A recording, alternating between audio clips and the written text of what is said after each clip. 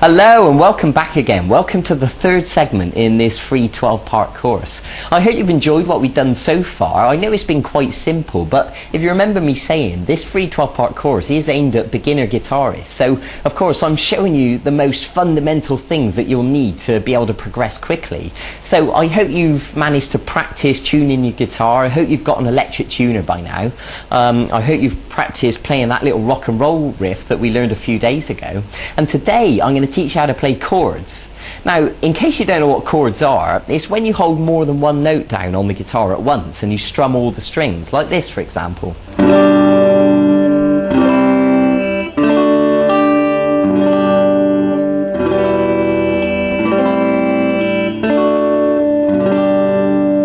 So that was just a few examples of some different chords, and of course the more chords you know, the more flexibility you're going to have to be able to play a variety of different songs. So I think it goes without saying that it's better to learn as many chords as possible, and then you really have got the ability to play more things. And especially if you're the sort of person who enjoys singing as well as playing, then chords are going to be brilliant for you because you'll be able to strum them whilst you sing over the top and it'll sound fantastic.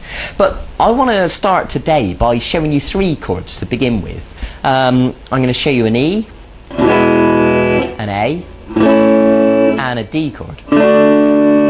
And these three are what I consider to be the most useful, the most widely used chords. So once you know them, you'll find that they crop up in lots of songs. So it's important that you get to know them right from the start. And then of course, as we progress, you'll learn more and more chords and, you know, we can go from there. But let's start simple. So I want to begin by showing you the E chord.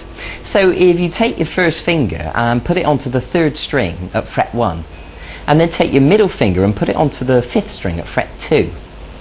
And then take your third finger and put it onto the fourth string at fret 2.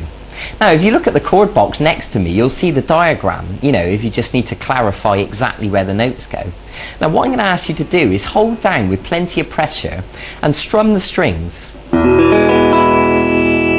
Now ideally all of those notes will sound nice and clear like that, but to be honest I'd be surprised if you get it sounding perfect straight away. It'd be perfectly normal if it sounded more like this at first. Now let me explain some common mistakes that people make when learning chords. What you need to do is make sure you're holding down with the tip of your finger with plenty of pressure, and you need to arch these fingers up, and the reason for that is because you want plenty of space underneath the fingers. What we don't want to happen is for the back of these fingers accidentally to touch the next string and obstruct the note. So when you pluck each of the strings with the plectrum, it should sound nice and clear like that. So if any of these notes sound incorrect, it's probably because you're accidentally touching one of the strings with the back of your fingers accidentally. Okay? So it might take a little bit of work and you'll need to shuffle your fingers around and get used to how to hold down the chord, but eventually you'll get it sounding nice and clear. So that's something to work towards. So the next chord I want to show you is the A chord, and it looks like this. So what I'm going to ask you to do is to put your first finger on the fourth string at fret 2, and the middle finger on the third string at fret 2, and then the third finger on the second string at fret 2.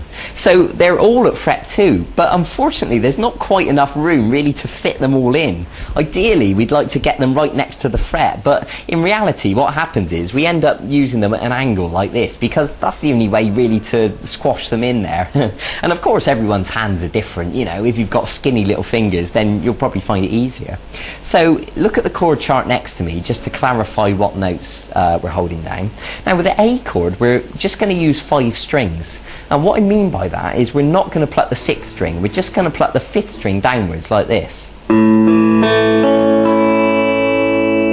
Okay, now of course like I said before, it would be unusual if you got it sounding perfect straight away. You know, what usually happens, the back of this finger on an A chord accidentally touches the first string. So what I want you to do is make sure that the first string is open correctly as it should be. And if it is, then brilliant. And just pluck those 5 strings again, just to check it's okay. Okay, good. So now let's move on to the third chord I'm going to show you, which is the D chord. So if you put your first finger on the third string at fret 2. Now listen carefully to this, because some people get muddled up with this one. The middle finger goes onto the first string at fret 2, and then this third finger goes onto the second string at fret 3. Okay? Now the same thing applies, you know, arch these fingers up, hold down with plenty of pressure, and with the D chord we're just going to strum 4 strings. And what I mean is we're not going to pluck these 2 top strings. So 4, 3, 2, 1. Okay, so what I'd like you to do now is to stop the video and practice each one of these chords. The E chord with all the strings, the A chord with 5 strings, and the D chord with just 4 strings. And of course, with this video, you also downloaded a PDF document, and you can print that out, and it's got the diagrams there for you, so you can look at them next to you, so you don't have to keep rewinding the video. And practice them and get them sounding nice and clear.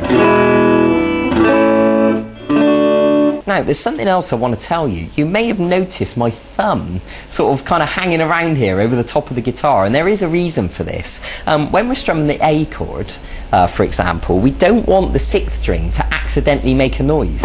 So what I'm doing is gently touching it just a little bit with the thumb, and that's enough just to mute the note, so it stops the 6th string from accidentally making a noise. And then when you strum all the 5 strings, then you know you're only just getting the correct notes that you want. So that's the reason for that. So what you can do once you've learned these chords is put them into a bit of a sequence. For example, you could play the A chord 4 times, and then you could play the D chord, back to the A, and then the E chord, and then you can do that again.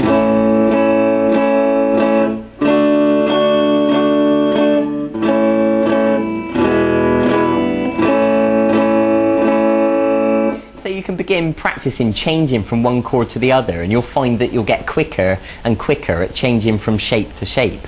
Good. So that is a brilliant place to begin with chords. So I suggest you go and practice that now. Go and get on with it. Get them sounding nice and smooth, nice and clean. Practice changing between the shapes. And I'll see you in a few days for the next segment of this e-course. And in the meantime, you can also go and look at the website and look at the archive, and you'll see all the songs that are there. And there's songs like Brown Eyed Girl by Van Morrison, which uses chords, or Oasis songs, or Jack Johnson, or a whole bunch of other stuff. So if you want to jump ahead of yourself a little bit, you can go and have a look and see if there's any songs you'd like to learn. That's fine by me. Okay, so go and get on with it. I'll see you then. Bye bye.